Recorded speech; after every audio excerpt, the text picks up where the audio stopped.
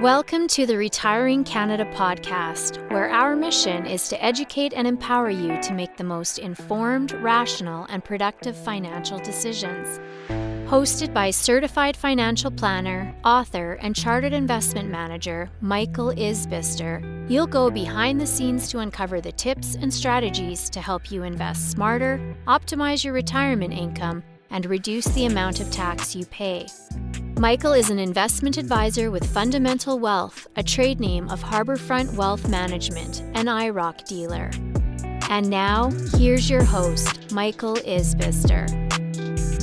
Hello everyone, and welcome to the Retiring Canada podcast. In today's episode, we're going to discuss a common mistake done by Canadians when they set up their tax-free savings account. Specifically, we're going to discuss what is a TFSA and why should you care, why it's a great income planning tool for retirees, understanding beneficiary designations, what newcomers to Canada need to consider when opening a TFSA, and penalties to avoid and how to fix mistakes that can happen. For all the links and resources mentioned in today's episode, please check out the link in the show notes. Let's get into it. All right, so before we chat about this common mistake I see time and time again when clients are bringing their assets to our firm, let me first give you a 30-second crash course on what the tax-free savings account, or the TFSA, is and how it can be a huge benefit to retirees. First off, to be very straightforward, the name kind of stinks. Please don't think this is solely a savings account, as the name implies. The truth is that this account can hold nearly any qualified investment, including stocks, mutual funds, bonds, exchange-traded funds, and more. If you look at your TFSA and all you see is cash or high-interest savings, it's probably time to talk to a professional. Second, the TFSA allows your investment to grow tax-free, a term I don't get to say too often in the world of personal finance. This tax-free growth can be a substantial benefit, especially to retirees creating a steady stream of income. It can be a great tool to supplement lump sum purchases in retirement without driving up your marginal tax rate. Lastly, be sure you are contributing and maximizing this account early and often. If you have the surplus cash in your bank account or a non-registered account generating taxable investment income, don't delay this TFSA top-up. The goal on our team here is to have every one of our clients' TFSAs topped up in January of every calendar year. So if you haven't done so already, review your contribution room and get the TFSA accounts topped up as soon as possible. As a quick reminder for all of you before I get into the purpose of today's episode, if you've never contributed and have been a Canadian resident age 18 or older since 2009, the cumulative TFSA contribution limit for 2023 is now $88,000. That is up $6,500 from 2022. Now, many of you are familiar with the tax-free savings account and the amazing ability that it has to help you create a tax-free pool of retirement assets that can be used to create a sustainable retirement income. Now, besides being such an amazing tool to grow your wealth tax-free, it also has the benefit that is often overlooked by Canadians, and that is the successor holder beneficiary designation. So you're probably familiar with beneficiary designations on your defined contribution pension plans, your RRSPs, or even your RIF accounts. If you have a spouse or common law partner, it's likely that you've named them as a direct beneficiary on these retirement accounts. Now, with the tax-free savings account, you can also name direct beneficiaries. However, there is a special designation unique to the tax-free savings account that could reduce the impact of taxation to your spouse and to your final estate. Now, as I mentioned already, this unique designation is called a successor holder, and it is very different than the regular beneficiary. Let's go through an example. Let's say my wife and I each have $50,000 in a tax-free savings account. So between both of us, we have $100,000 in TFSAs. Now, I'm going to pick on myself here because I love my wife, and let's say something tragic happens to me and I pass away prematurely. There are two scenarios that would then take place. Scenario one, I name my wife as a regular beneficiary. She would receive the full $50,000 tax-free. However, there may be a few added tax consequences she could now be exposed to. First, Any investment growth in my TFSA between my passing and the date my wife gets the funds would be considered taxable as income back to my wife.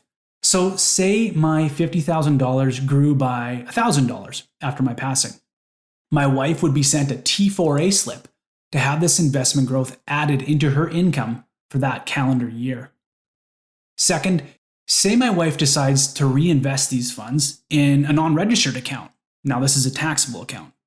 Well, now the underlying investment would generate investment income in the form of interest, dividends, or capital gains. This additional income could bump her up into a higher marginal tax rate, and for retirees, could have the potential to trigger an old age security clawback or a loss of the guaranteed income supplement in some cases.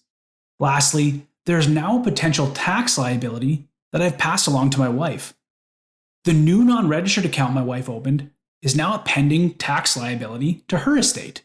You cannot name a direct beneficiary on a non-registered account, meaning the account would be subject to probate and potential tax implications to her final tax return.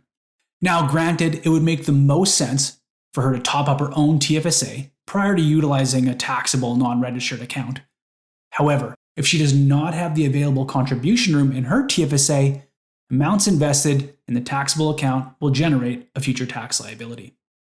Now let's assume that I name my wife as the successor holder on my TFSA account.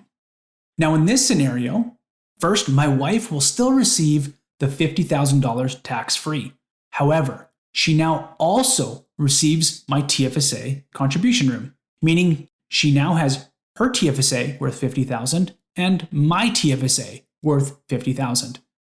Second, all investment growth after my passing and into the future is never taxed, as now the full amount remains inside of the TFSA, growing well, tax-free. And lastly, she doesn't need to concern herself with additional taxation to her final estate, mentioned in my previous example. This is because the TFSA account bypasses probate when a beneficiary is named.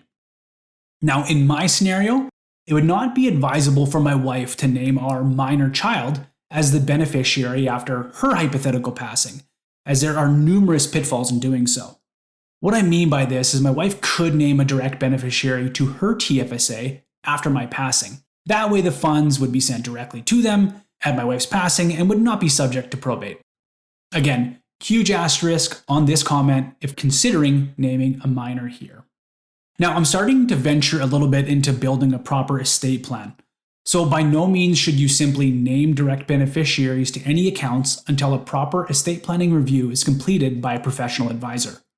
I recently completed my Chartered Life Underwriter designation that gives me the knowledge to help construct efficient estate plans and ensure wishes are being met and taxation is being minimized. So if this is something you need completed, please reach out to a professional like myself to get the wheels in motion in creating an estate plan. So if you are unsure whether or not your spouse or common law partner is a successor holder, be sure to review your last statement. Do you see the designation in there by beneficiary? Now, I should add that if you didn't name your spouse or common law partner as the successor holder, rather you just named them as the regular beneficiary, there is still an opportunity for the surviving spouse to benefit from the TFSA's tax benefits. The surviving spouse can complete a number of steps with CRA to ensure they receive similar privileges as a successor holder beneficiary. This process includes filing documents with CRA and being subject to time constraints. If completed correctly and within a certain time limit, the spousal beneficiary can receive the TFSA at fair market value and roll over the amount into the TFSA without using her own TFSA room. Now, with all the added steps and the potential to lose the tax-preferred treatment of the TFSA, you can see why in most cases the successor holder designation is the preferred choice for spouses and common law partners. So a few other key aspects to this process you should be aware of, especially if you and your spouse are newer to Canada. You'll need to be careful when naming a Canadian resident without a social insurance number or a survivor that is a non-resident. Your survivor will want to be sure they apply for a valid SIN. If they are a non-resident, they should ask for an individual tax number from CRA by filing a specific form called a T1261. Having an individual tax number for non-residents is needed in order to benefit from the successor holder designation. Another pro tip that you need to know is that you can have more than one TFSA account. So my wife could have 2 TFSAs, mine and hers. So there's no rush to change anything after my passing. However, she could merge the 2 together using a direct transfer form, sometimes called a qualifying transfer, as it's adding my TFSA room to hers. Generally speaking, I would suggest utilizing one TFSA account over the long term.